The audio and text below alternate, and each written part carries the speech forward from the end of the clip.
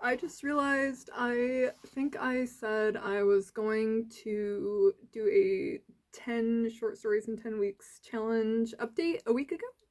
I have not done that, clearly, but I am now. This is going to be a super short video, just like a little update. I'm on the 3rd week. It's going all right.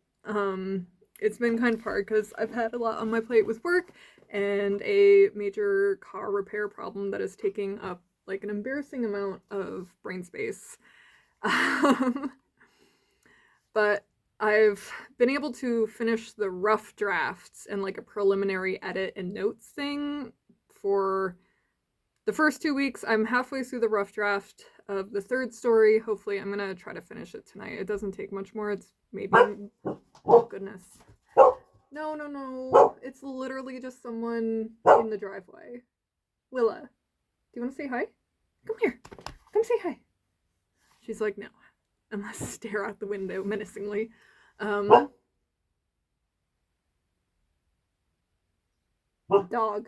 Stop. Stop. Anyways, sorry.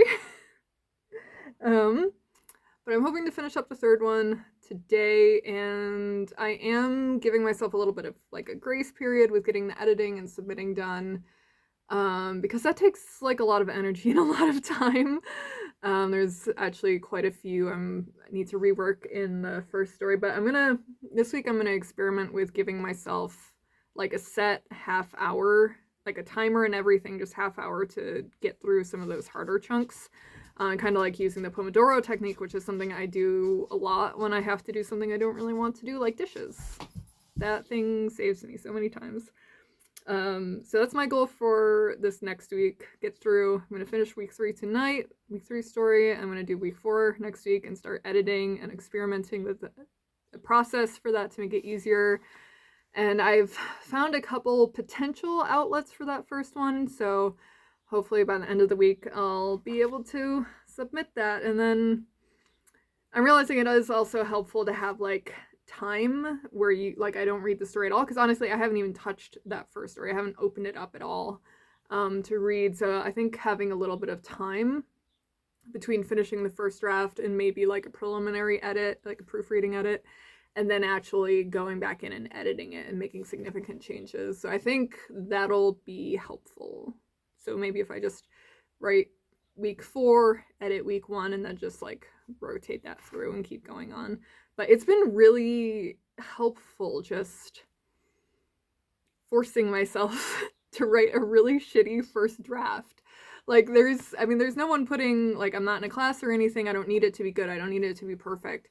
And I really struggle with that. So having it be like, you know what? I need to get through the rough draft in week 1. By Sunday night, it needs to be finished, even if it sucks so much. So that's been really liberating, finishing stuff, because like I have 2 stories done, like where the rough draft is done, and it feels really good. And it's been actually, having those small successes has made it easier to wrap up some other little projects. Like I finished, oh, you can't see it, but I finally like sat down and did this tedious finishing for this like massive scarf I knit a couple of weeks ago. And just in time too, because it's gonna get cold again and we might have snow again. Still, it's April. I'm so tired of this. But anyways,